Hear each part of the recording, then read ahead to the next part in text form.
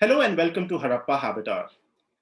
This is our regular Harappa feature where every Thursday, 3 to 4 p.m., we bring to you, where every Thursday from 3 to 4 p.m., we bring to you some of the world's leading experts on various aspects around education, technology, and a lot of topics that Harappa tries to cover in its curriculum. And we try to have an interactive session for our learners across the world.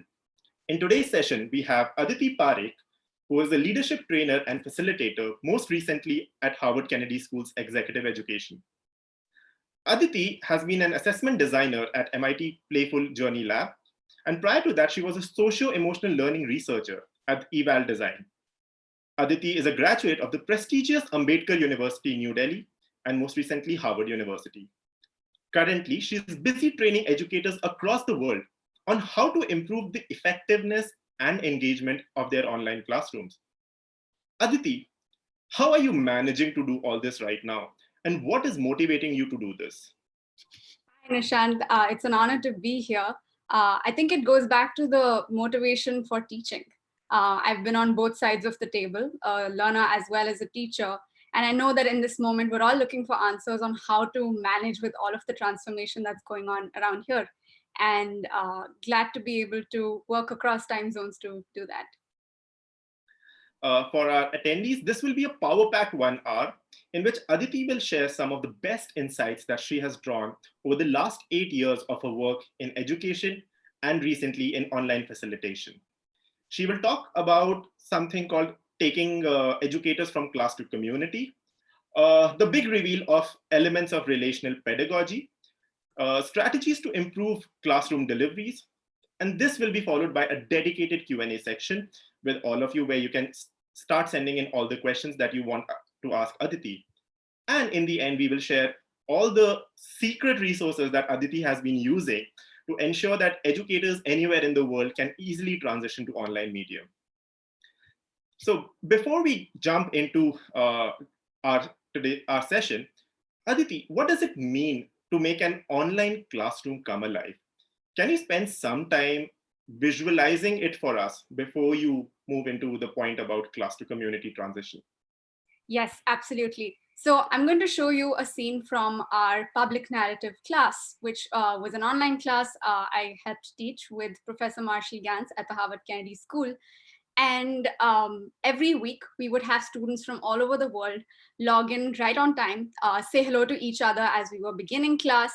You can see through the expressions that they're really paying attention to what I'm saying and to what each of their classmates are saying. And I hear someone say, I can help you with that after class. Or I see them snapping and clapping when they finish their presentations.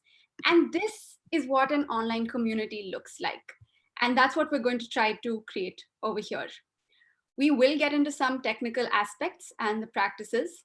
But before that, I want to signal the emotional shift that educators need to make in order to move from creating a class to creating a community. So the first idea over here is to think about how you might co-create the classes with your students. It's not something you have to do alone. We're all grappling with change, just as the meaning of being a teacher online has changed, the meaning of being a student online has changed as well. So co-create classes with your students. The second thing I would say is we need to make some sort of an identity shift, right? From me to an us. It's not just about going in and thinking, what am I going to teach? What am I going to do? But it's about designing the experience of what we are all going to do together. And finally, that requires a mindset shift. It's not just that as an educator, I'm here to teach you, but it is that we're all here to learn together. Because that is the essence of this moment. There's a lot of change happening and we need to collaborate and work together. Now, how do you get there? Today, I'm going to talk about the ideas of relational pedagogy, which again have been developed with my teaching team and professors here at the Harvard Kennedy School. And I'll share some concrete practices about what you can do to create a learning community online. Now, what I'm going to share is agnostic to what technology you use or what discipline you teach. These are practices that broadly apply no matter what you're trying to teach. And so let's dig into that. Aditi, so before we deep dive, you mentioned two heavy terms, relational and pedagogy. Can you simplify that for our educators who are watching this? What does it mean? Certainly. So let's break the words one by one. The first word is relational, which is to say that this is all about the relationships that you build with your students and that your students build with each other. And pedagogy. This is something that I don't need to explain to our audience. It is how you teach, what you are going to do, what your methodology is going to be, and how you're going to take students from point A to point B. It has nothing to do with the content. It's all about how you teach. Now, relational pedagogy is based on the idea that when you build a community, that becomes the vehicle for learning. And when people are engaged, when they're looking out for each other, when they are prepared, when they want to get somewhere with their learning, that kind of community is always going to be learning better than a community that is, disengaged, not really bothered about how the other person is doing in the class. They just want to come in and go, right? So the idea is to build a community. And we have 5 practices when we think about relational pedagogy. There are more, but let's start with these, right? Let's go through them one by one. The first one is about setting norms. And what are norms? Norms are agreements, rules that you want to set with your classroom that can help you create the environment that you want to create in your classroom. Now, on this slide, could we go to the next slide, please, on norm setting? On this slide, what you see a screenshot of Professor Todd Jick, who teaches organizational change at the Columbia Business School.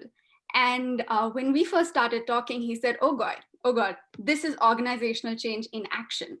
And so when he went through, after he went through 2 weeks of training, practicing, preparing his lessons, the first thing he did was to give a very warm welcome to his students. Now, these were students that he had not met before, but he had looked up their names and their backgrounds. And as people were trickling in, he said, oh, how are you doing? How's your family doing? I hope everything's okay. And then once class formally began, he said, welcome to organizational change. And this year is going to be a little different, where we're going to be going through change as we are learning the class itself. And he welcomed everyone. He set the tone for what a good learner looks like. It is someone who is engaged. Please keep your phones away. Come prepared to class. We will finish on time. These are all the norms he set in order to create that really amazing community. There are 2 other norms that I want to share. One is called the Mea Culpa norm. Now, what is the Mea Culpa norm? Now, I'm guessing that all of you have been on a lot of Zoom calls in the past few weeks. And there must have been times where, either people have not switched off their, have not muted themselves, or people are talking over each other. Now, if we have done the hard work of setting norms, we also need a way to regulate when we have broken these norms. So a Mea Culpa norm is just a way of acknowledging by yourself and saying, okay, I think I have broken the norm. Now, if someone walks in late, just a way for them to say, I'm sorry, I broke the norm. And I just want to acknowledge that so that we can move on. Because if we look past it and we ignore it, then these become the new norms. And we don't want that to happen. And finally, we have my favorite, which is the appreciation or the celebration norm. This is a challenging time for everyone, right? There are lots of personal, professional, academic struggles. And if we are managing to learn something together, that is something that should be appreciated. Now, your celebration can look like anything from snaps, like we do in poetry slams, or it could just be, unmute and everyone can clap.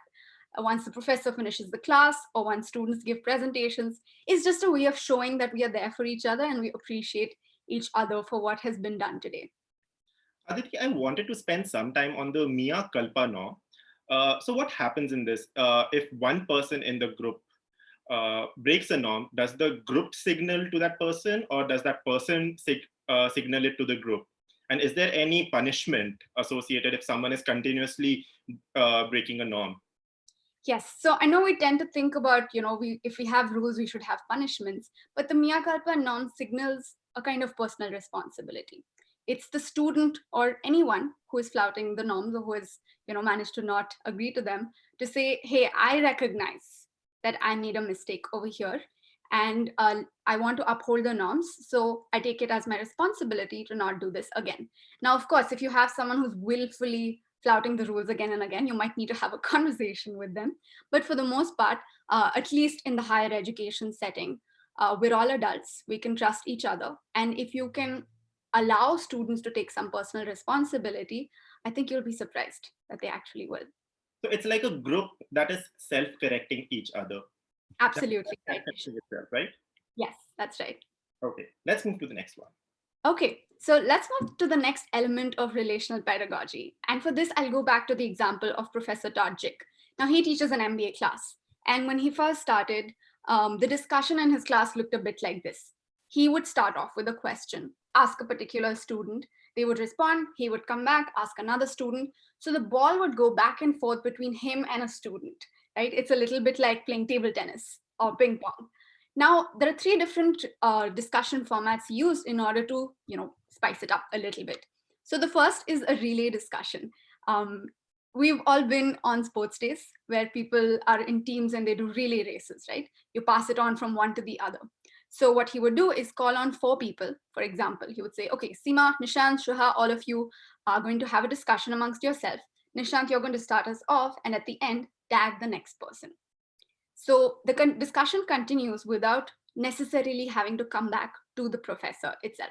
So that's the relay discussion. And what we mean by on the deck is saying who's going to come after who's going to come after you speak. So that person can prepare, they can pay attention and be ready to respond. Now, the second format, discussion format, should be quite familiar to a lot of teachers, which is the cold calling method. Now, why is this effective? It keeps people alert, right? You could be called on at any point, and in a classroom, it's easy to see whether someone's present or not. They can't physically run away. But in an online format, if we can tell students upfront that, look, I'm going to be cold calling, they are likely to pay more attention. Now, the third practice is called warm calling. Now, that's a little bit different from cold calling in the sense that one of the good things about video conferencing is that we can see each other's facial expressions, right? And let's say I put out a question out there and I see you looking very puzzled, very confused. And I can look at your face and say, hey, Nishant, you look a little confused. What is going on in your mind? Let's bring you into the discussion. Or let's say I put out, a project and I can see a lot of people just buzzing with ideas. I can look at their facial expression, call them and say, okay, you look like you have a good idea. What do you have for us? And that way, students really feel seen. They feel like teachers are paying attention to them. And you can use that sort of emotional connect to bring them into the discussion and have them participate with you. So those are some discussion formats that you can use in order to balance lecturing with student discussion. Really helpful so that it doesn't get monotonous for students. All right. Yes. If I may, in the cold call and warm calls, do the students need to have their videos on? Yes. So that's another norm I certainly encourage, where people are able to be to turn on their video to do it, because there's a couple of benefits to that. One, we can very easily pay attention and be present to each other. When your video is turned off, I don't know what you're doing. You might be looking at your phone, you might be on Facebook. I don't really know. And so keeping the video on encourages people to pay attention to each other. And that can be really helpful in keeping the energy going. Now, I completely understand that there are situations in which people are not able to keep their video on, or there are connectivity issues. In which case, the onus is on us as educators to design a way for them to participate, even if they're not able to do that. So I would say, if possible, encourage students to keep their video on, unless there's a really good reason why they're not able to do it, in which case they can inform you and you can know that, okay, this is an exception I want to make for a student. Great question. Yeah.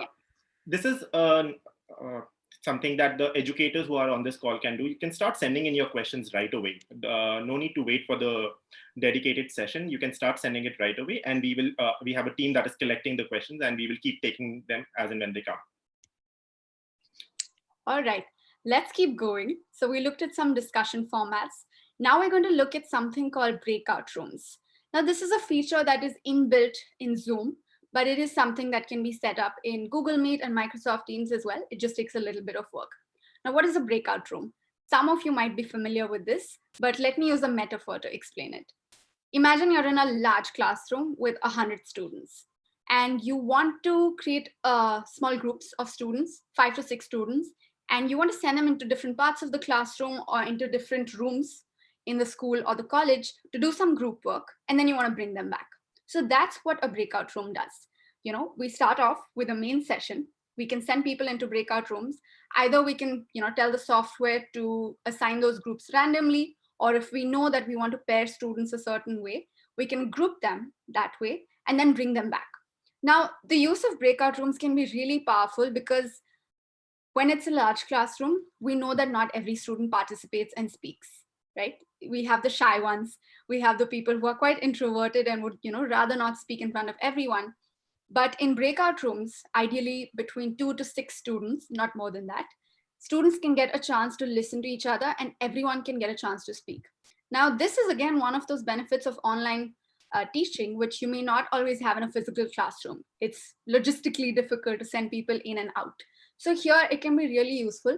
And there are three things I would suggest that we could do to use breakout rooms. So one thing that we could do is, could we have the slide, please? Yes. So one thing that you can do is ask students at the beginning of the class, just to take 5 minutes, put them into groups and ask them to check in with each other. What is one good thing that happened to you this week? Now, again, this is a very challenging time. We need to find support with each other. And on a normal day-to-day basis, students would be able to do this with their friends, just catch up with each other. Now, this is a way, it can just be a 5-minute activity where they can share highlights about what is going on in their week. So that's one question or one task with which you can send them into breakout rooms. Another thing that you could do is to ask students to, share one thing that they're struggling with. Students are incredibly resourceful for each other. You must have recalled the times when they're asking each other, can you give me the notes or can you help me prepare for this test? And they communicate with each other, and as a result, they help each other out. Now, breakout rooms, again, can be helpful to ask students to do this. And maybe you want to say that, keep it relevant to this class so that you can help each other. But it's just you as an educator are taking the time to create the space for students to interact with each other and to support each other. And I promise you, they're really going to appreciate you for that. Now, the third thing that you could use a breakout room for is to have students either solve a problem or discuss a new concept by going into small rooms.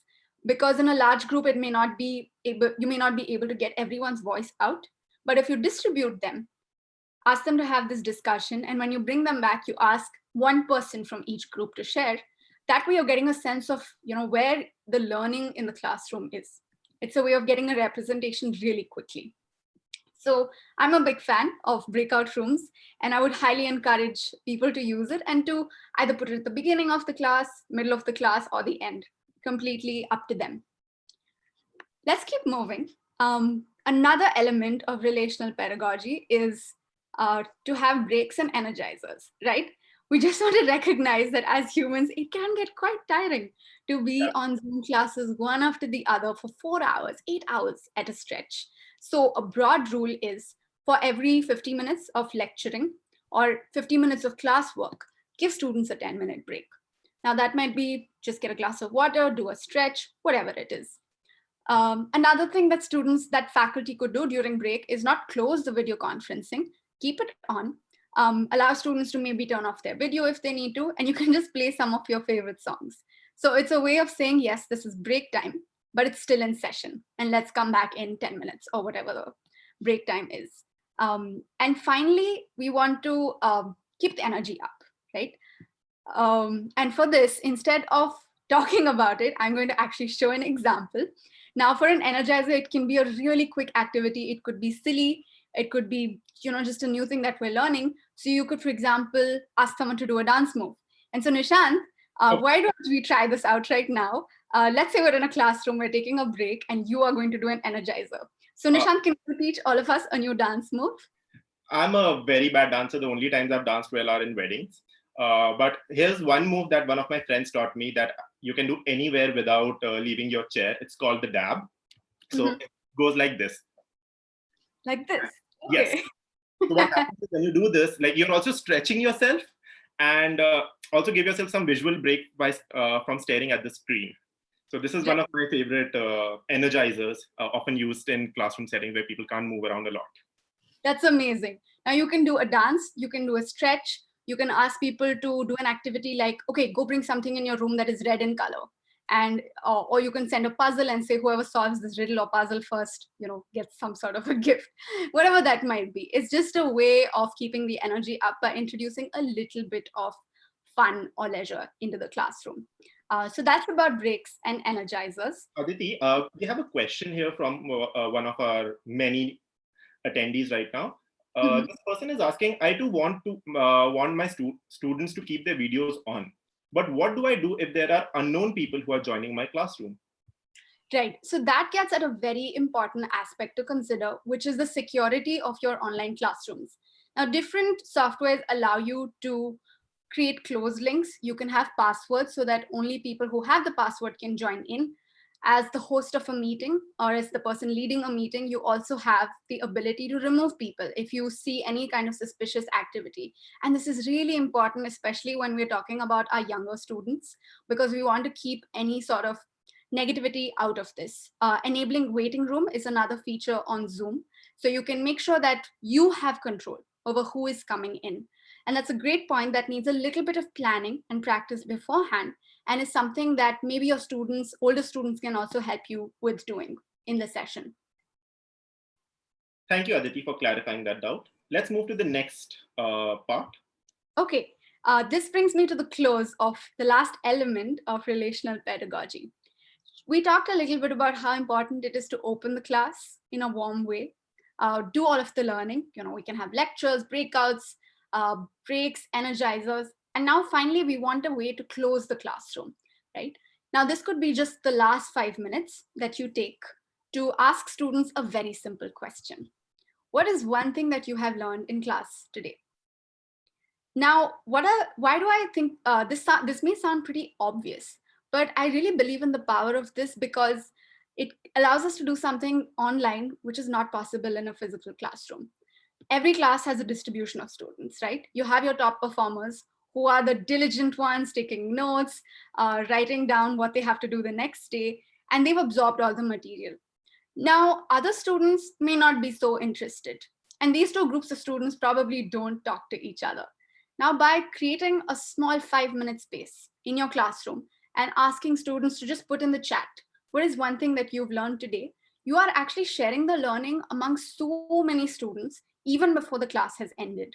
So that can be a really, really powerful way to share the learning and to keep students participating right till the end so that they are engaged and not zoning out. Now let's actually try that over here, right? What we've created right now is an online classroom and community of sorts. So to everyone in our audience, we've shared a lot of practices in the last 20 minutes. So what is one new thing that you have learned today? Take 1 minute, put your thing in the chat, and take a few seconds to read what others have said as well.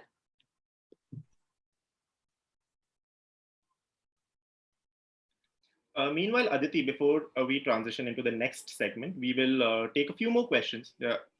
The Q&A box is literally buzzing with some 60 plus questions right now.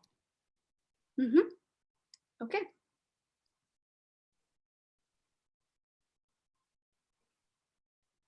Wow, like it's difficult to read the chat. I know. Right now, it's so fast. Thank you, participants. Thank you for being so enthusiastic. Now, this is exactly the kind of energy that you want in your class. Hopefully you have smaller numbers and not 1,000 attendees like we have today. So you can actually pay attention to what's coming in, and you can call out some of the good responses and say, oh, that's a new point, that somebody has thought about, or a new idea. So it's a good way of just verbalizing everything that's coming in. Okay, let's take the first question. Someone is asking, do you think these methods can also be used for Montessori teaching? Teaching toddlers is, after all, a very hands-on experience. Yes, so I don't have the answer to that because I'm not a preschool teacher or an elementary school teacher. I know there's a lot of wisdom in this group. What I'm sharing today are just some broad guidelines and practices with the idea that we want to keep students engaged by sharing the participation, by creating a community. And I've been through a lot of different education systems. And one thing that has stayed with me, regardless of where I studied, was that the teachers that were able to make me participate and kept me energized throughout, those were the teachers that were most memorable to me. And I remember their teachings a lot more.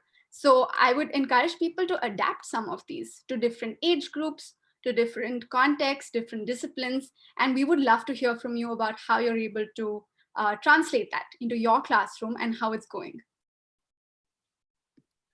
All right, with that, we'll move to the next segment, which is around building your teaching team. Aditi. Okay, so this is a lot for one person to do, right? Especially when you're starting out. I remember the first day that I was teaching online, my table was cluttered. I had my script, my lesson plan, I had my PPT, I had my Zoom call, I was on WhatsApp with a couple of students, and it was just too much. And what was really helpful at that point was having one student say, "Can I help you with some of those things?" And it was very You need an simple. army to manage an online classroom. Yes, especially if you have a large classroom. And what I want to tell our educators today is that this is not a battle you have to fight alone. There is a lot of help available for you. And teaching online is a little bit like doing a head surgery, right? You have the head surgeon who's doing the main part, conducting the operation, things like that. But you have a lot of other people playing different roles so that they can do their job.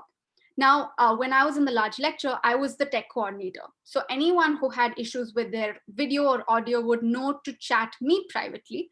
So, and I could help them solve their problems rather than messaging the professor for every single thing or the teacher for every single thing, because every time you have to respond to something like that, you have to take the attention away from the teaching. So it can be really helpful to create these different roles that people play. Now, I know that certain universities and schools have support in the form of teaching assistants, but I think the biggest resource that we are overlooking here are how good of a teaching assistant your students can be. Now, in most classrooms, if I'm not wrong, students are more tuned into the online world than teachers are, right? They just instinctively know where to look for help, how to solve things, and so on. So I would highly encourage teachers and professors to ask for help from their students. Now, it might be very simple roles that they play. For example, someone could make sure that the emails are sent on time and everyone has the Zoom link. Another person could be the technical troubleshooter on the call, who's just helping people figure out their audio and their video. You could have someone who is really good with the material in order to be a resource who students can come to if they want to clear doubts. So we had something called office hours, which is just 5 p.m. to 6 p.m. I'm going to be available on a Zoom call. Anyone can come and ask me doubts, and together we'll have a little discussion session over there. So you can entrust your students with those responsibilities, and I have to share this. My professor took a chance on me to help him teach, and that changed my life. And so I would encourage anyone here to give that chance to students, because they might just discover a lifelong passion for teaching over there. And if there are any students in our audience, I would encourage you, before the end of the day, if you can, just write to your teacher and say, is there anything I can do to help? Because this is a team sport. And that's how we're going to not just survive this thing, but we'll really be able to thrive in it if we're able to build these kind of teaching teams. Thank you, Aditi. Those stories are really empowering, and I hope a lot of our educators are able to translate some of these things into their classrooms with whatever resources they have. I'm quite excited about the next section, the one where you will be asking our educators to start using creative approaches to make learning more fun. So let's get into that. Okay, so we've come into the online classroom, we have taught, but there are lots of different things we can do over the course of the semester to make it exciting and creative for everyone. So let's look at one idea over here, right? What is something that the online classroom allows you to do that the physical classroom can't? It allows you to invite a lot of great people into the classroom. So what we have here is a screenshot from Harvard Business School, where the class of 2020, the MBA class, had a guest visit from a sports manager, and they asked him questions about how can we learn about leadership from your experience as a sports manager. Now, I can imagine all ages of students have some kind of role models or someone who they would really be excited to hear from. So now, at least until we're all in lockdown, it's fairly easy to request someone to give some time on their calendar, visit your classroom, share a little bit about their experience, answer some questions, and people are going to be really excited about it. So you can invite industry experts, guests, storytellers, a lot of people to make your classrooms more interesting. Now, the second thing is that, we don't have all of the materials that we normally do that are available in our schools and universities. So in the second screenshot, you are seeing a tweet from my favorite statistics professor, Andrew Ho, who was trying to teach principal components analysis, which is a pretty complicated topic in statistics, by using a potato and an orange. And so he's gotten really improvisational, he's done some jugaad to bring that concept to life using what he has available. And students can do this as well, right? Use whatever's available to make a project or to share how an idea applies to something that they have over here. So you can encourage students of all ages to bring out their creativity by creating spaces like this. Now, I know that today we have, especially in the higher education sector, we have a lot of professors and faculty from technical classrooms who teach technical subjects, and also those who teach business and humanities subjects. Now, for technical subjects, there's a particular challenge we're facing, right? We don't have access to our laboratories. So for this, there's a whole world of science that is out there that has virtual resources for students to explore how labs work, how nature works. And what I've shared here is a screenshot from the Harvard Lab Exchange, which has laboratories in biotechnology, physics, and so on. And over here, you can see how to virtually simulate a chemical reaction. So you see pictures of a lot of pipettes. Students can adjust the settings to see what happens, and they can predict their outcomes, see whether they were right. And there's lots of different benefits to this, even though it's not the real thing. One is that in a lab, a lot of students have to share the same equipment. So maybe not everyone gets a chance. Now, if there's a software available where students are able to simulate this virtually, everyone gets a chance. And second, you get to actually adjust a lot of things so that even if you make a mistake, you can undo it and go back and try and see what are some new ways of doing this. So that's something that can be really helpful for science and technical subjects. Now for business, humanities subjects, the social sciences, it can be really great to do a role play in class. So this is a way for students to take on, to put themselves in the shoes of the people they are discussing or the situations they are discussing. And we can just start the class by saying, okay, today Nishant and Aditi are going to role play this situation where one is a manager, one is an employee. They're going to speak the lines to each other. And then the whole class is going to have a discussion around what they did, what else they would do if they were in their place. Now you can do role plays even with younger students over here, just by giving them a chance to put themselves in their shoes. It builds a lot of empathy and it can help them directly apply the concepts because it's not theoretical anymore. You're actually doing the thing. So these are some ways in which your classrooms can become extremely creative. And I'm sure there are way more ideas out there, but this is just to open up everyone's thinking a little bit about what they could bring in. Wow, that seems like there's so much that can be done in these online classes if we just stop thinking of them as video calls, right? Exactly. So for the benefits of our viewers and educators who've joined us from all parts of the world, can you quickly summarize what all you have covered so far? And then we can move on to taking questions from the viewers. Okay, so we've covered two main chunks today, right? The first chunk is about relational online pedagogy. What are some things that you can incorporate into your teaching in order to build the community and the relationships in your classroom? So over there, we covered 5 practices. The first is setting norms or agreements for how you want your classroom environment to be.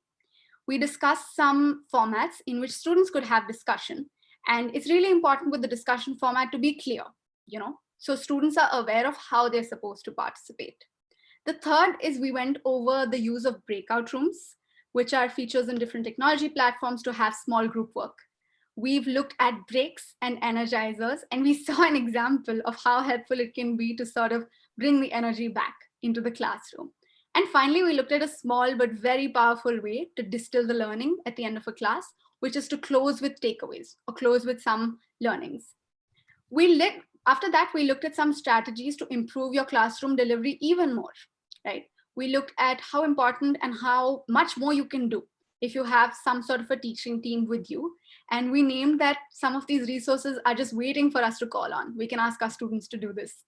We outlined some ways to get creative, but as the title suggests, this is just some ways. There's a lot more creativity that can come from everyone listening in today. And finally, the big picture takeaway that I have, for example, in my strategy to improve classroom delivery is to just be myself. It's very hard to fake, to come on and play a completely different role. And we think we need to perform once we come online. We certainly need to prepare, but we don't need to be a different person. The Bill Shiano, who has been teaching some great practices at Harvard Business School webinars, he says that the good news about online teaching is that your strengths as an educator are the same strengths that are going to help you thrive online. And so it's just a matter of bringing those and translating those into this space. So before we move into the Q&A round, Aditi, I want our learners to note that our high impact course, Embracing Change, is freely available to anyone who wishes to understand how to navigate these difficult times. We know these are really tough times, personally and professionally, for many of us. And a lot of us are going through several visible and invisible battles.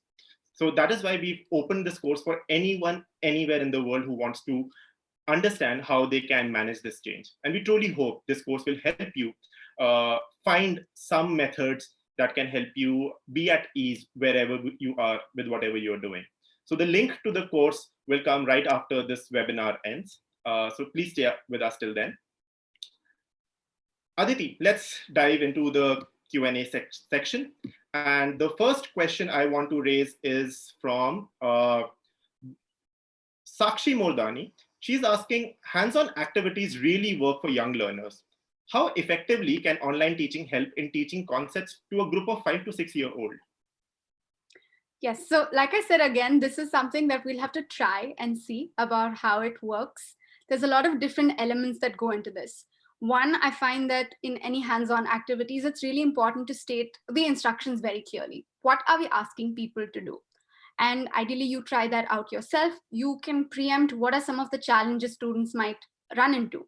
And striking some kind of a balance between the fun aspects and the learning aspects.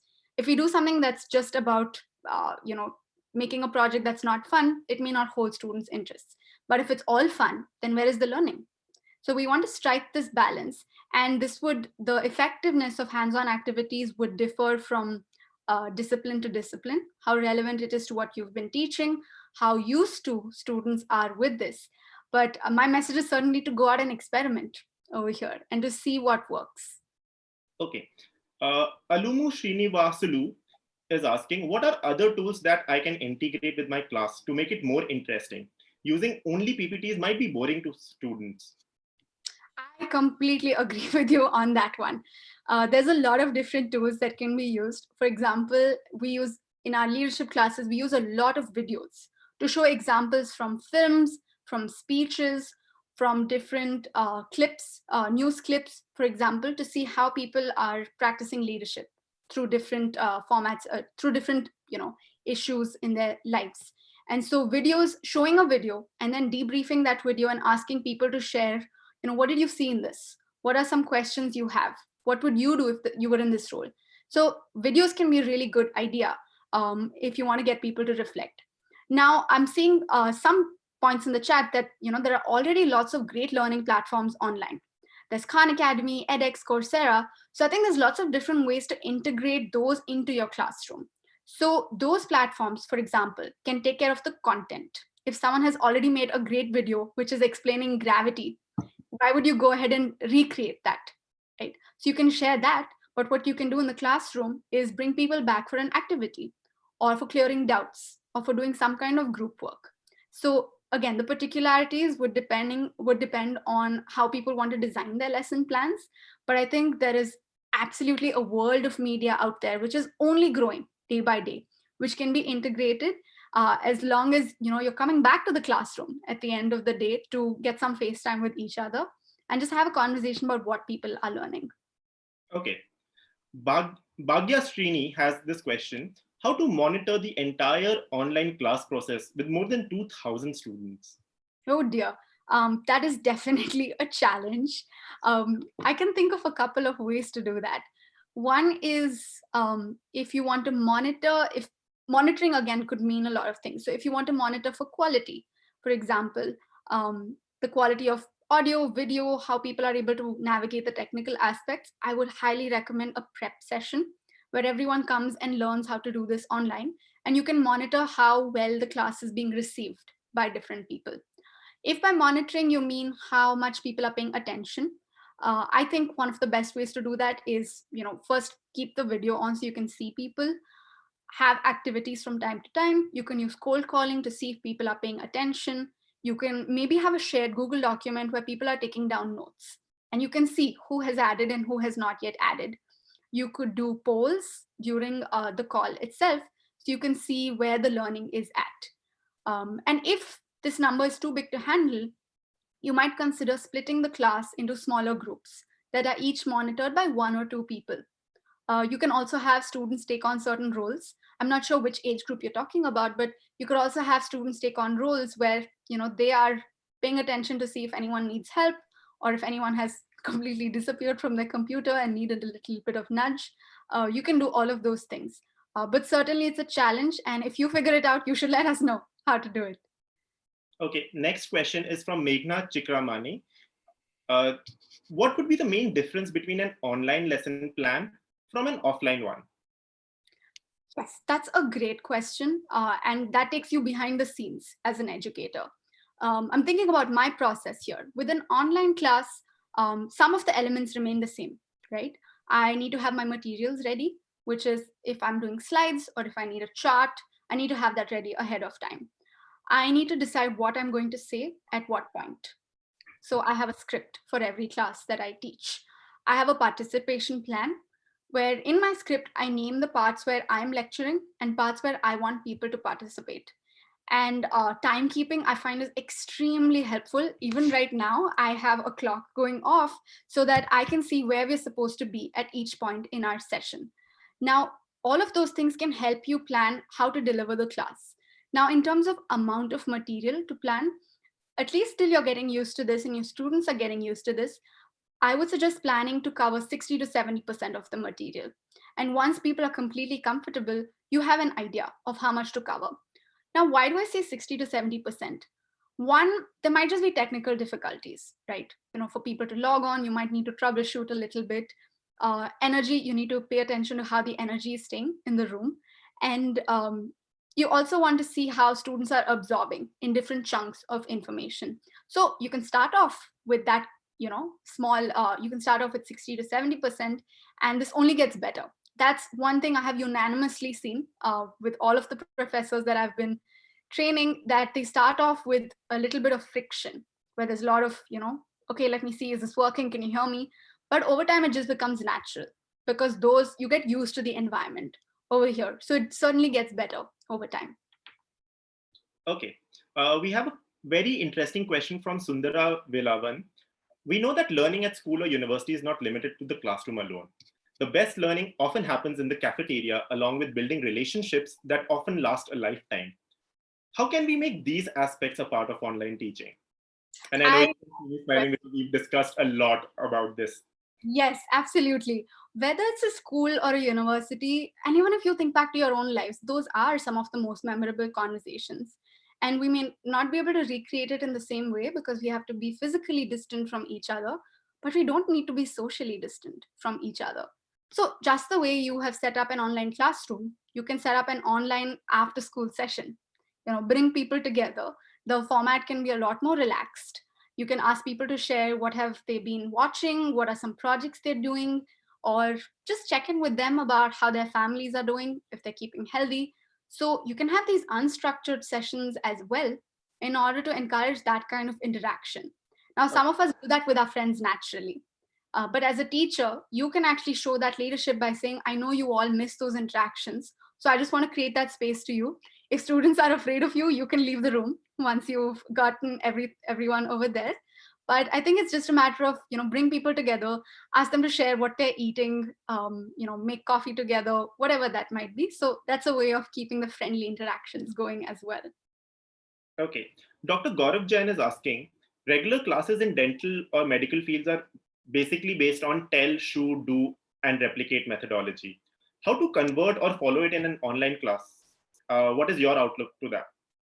So again, there I would go back to this general principle that whatever can be virtualized, let's try and do that. I am sure that there are lots of universities online who have been experimenting with the online learning, who have created some sort of resources to simulate it. It is certainly not going to be the real thing because we're not together. We don't need to make decisions together. We're not touching and feeling those objects.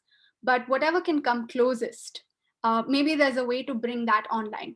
Maybe there's a way to bring in experts who share their own experiences with this. There certainly seem to be some aspects which will have to wait until we are back on campus together. And that's really unfortunate because I know, for example, how much my friends are really waiting to go back to their physical classrooms and to work with their professors, especially in the medical profession. They want to be able to help people very soon. But unfortunately, that some parts of it may have to wait. But that's where the innovation comes in, right? What are aspects that we can take online and simulate for our students?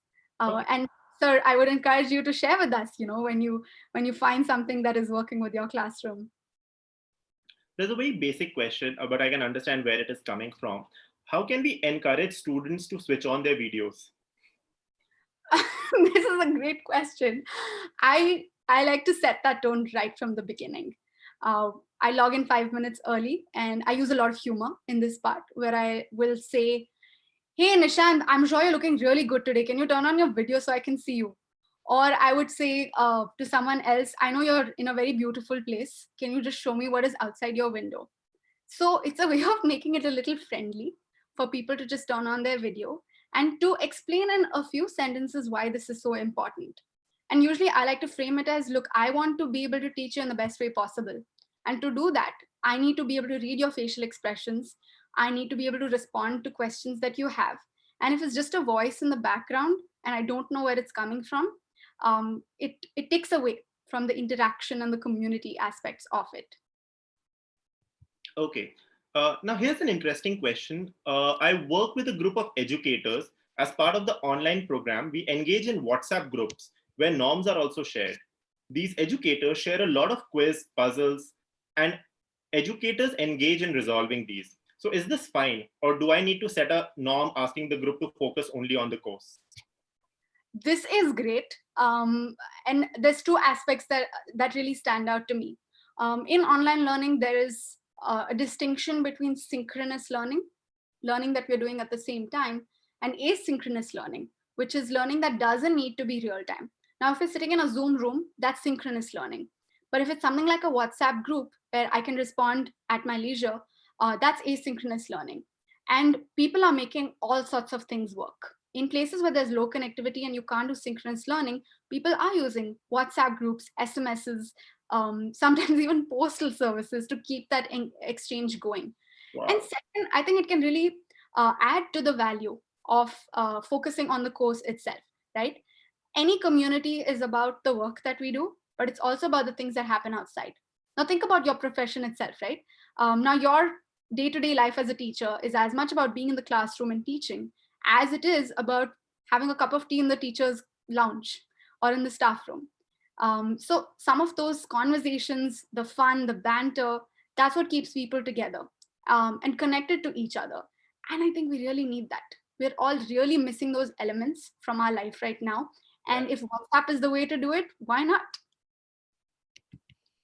Okay. Anjali Milind is asking, could you please share some ideas about conducting assessments and evaluations once the concepts are done? Yes. So again, I think Harappa has had a great webinar on that, on assessments. So that's one direction I can point you to. But in terms of assessments, a lot of things that we do are over email, over Google Documents, things like that, where we ask people to write papers and send in what they have so far. So the first aspect you might want to think about is the platform on which students are sharing their work. Another aspect of assessment might be laying out the rules of fairness, like, are you allowed to take help from the internet or not? Are you allowed to take help from your friends or not? And there are different challenges associated with each kind of assessment. I think certainly it's going to be quite difficult to create the sort of closely proctored or invigilated exams. And maybe those are not the best ways of doing assessment.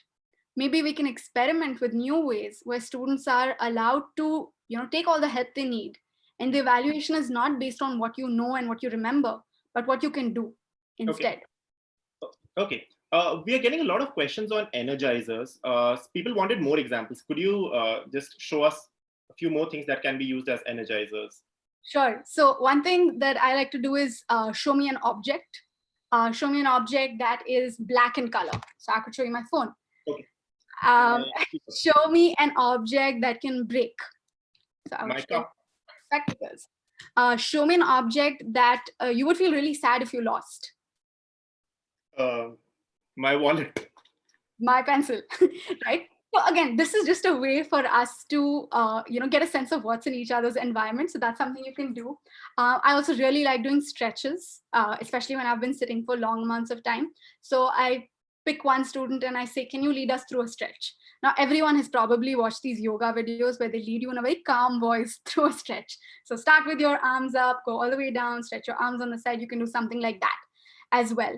Or you can just keep the laptop or the phone on the corner and say, do a role play. What would you do if you were running a marathon? People will do some running, right? And this can be really helpful for young kids, for example, or do some jumping jacks, or go get a ball and like juggle it. You can do anything over here. And this can range from silly, very silly, where we're just playing with each other, to something that's more of an activity. So the other day, one of my participants, he conducted an energizer, and he said, I'm giving everyone 2 minutes. And the instruction is, can you draw how to make toast? And so different people drew very different things about how to make toast. And he sort of, looked at how each person's thinking process was different based on those diagrams. And it was just a really fun, it was a fun but very informative and meaningful energizer that we had in the middle of a 3-hour workshop. Okay. I'll take the last question for this. Is it important to maintain discipline like you would in a physical class in the online space? Yes. So I would use the word norms and environment and accountability rather than discipline, because what gets harder in an online classroom is to use the punishment or the sticks method, right? I would say it's more effective to draw on the motivation of people and ask them, why is it you come to school anyway? Why do you come to college? Why do you want to learn? And what are the rules or norms that will make it a productive experience for everyone? And when you ask that question to students, they will automatically say, oh, actually, it's really helpful when people are silent and not making too much noise. Or it's good when everyone's paying attention. Or it's really good when I can share things with my friends, and be in a discussion. So putting that onus on students and making it a slightly democratic process can be really helpful in them thinking, what do I want from this? So you don't have to be the one running around with a stick asking people to show up and complete their work and all of that. There certainly might be instances where you need to do that. But I think for the most part, if you can put that activity back on the students, it can really bring people together as a community. Thank you, Aditi. Let's move to the final section, which is about recommended resources. Aditi, a lot of what you have shared with us comes from your training in US. What resources can you recommend to our educators back in India and other parts of the world that they can use, quickly go back into their online classrooms and use? Yes. So what I've shared on the slide here are 3 articles that are mostly relevant to higher education, because that's the setting I have been working in. But certainly there are ways to incorporate that to different age groups, to different contexts and disciplines as well. In terms of what works in the Indian context, it's an emerging field. And the answers are going to come from some of the learners in this room, right? My friend likes to use, my colleague Rosie, who teaches workshops with me, she likes to use the metaphor of the first pancake. And I said, oh, that's like making the first uttapam. And you put the first one, it doesn't come out right. You need to try it, you need to turn the stove on, high or low, or whatever it is. You try a couple of times and you realize something works. So that's the approach with which we need to go into this, to see what works, because there's so many things that are different in the Indian context. We have a digital divide in the students we're working with. There's a digital divide in the teachers that we're working with. We have connectivity issues. We have students who are finding it difficult to just go through their day to day. And how is it that we're asking them to show up in classrooms? So learning needs to be adapted for every one of them. But I think if there's one thing that does not depend on resources, It is the fact that creating a learning community can help the learning go on far more than any other, fancy or technical things that we can do, because people are there for each other. Any books that you'd like to recommend? I wish I had something, but this field is practically 2 months old. There are resources on how to create a MOOC, for example, but I know that that's not what all of us are trying to do here, right? Yeah. We want to create a live interactive classroom. And so I think maybe one of a book might be coming in from people who are in the audience here, right? Who are trying out different things. And I really, really encourage everyone to share what they are trying out in their different classrooms, maybe put out blogs and articles, and perhaps that's going to become a new resource for all of us to go back to learn from. Yes. So for all the educators on this call, if you have tried out any methods and you would like to share with us, please do write to us at habitar@harappa.education, and keep sharing all the insights that you are gathering from your field work in the field of online education.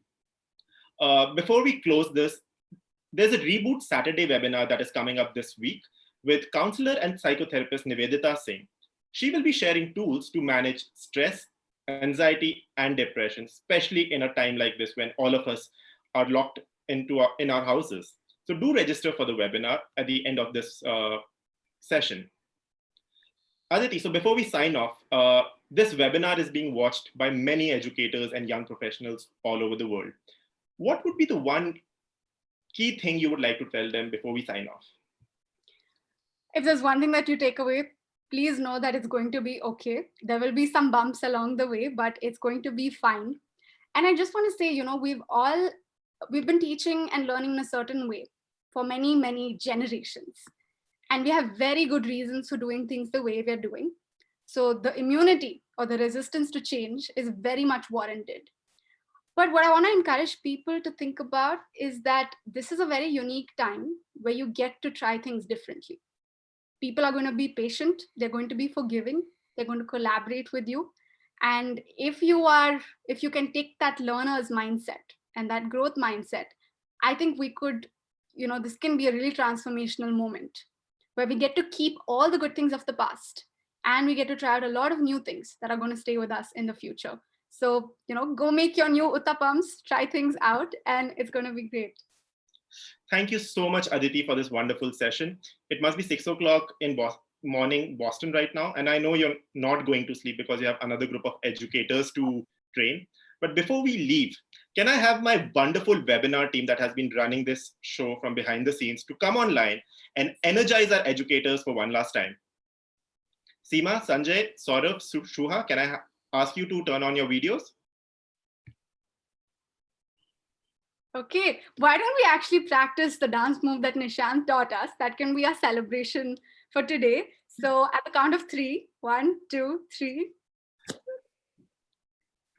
Awesome. Thank you, everyone. I hope you had a wonderful time. Please do write to us at habitar@harappa.education. Anything you feel like sharing, or if you have any other tips or topics you would want us to cover in our upcoming webinars, please feel free to write to us. I know there are a lot of questions that went unanswered, but please send them to us over the email and we'll try and get them resolved as and when possible. Be safe, stay at home, peace.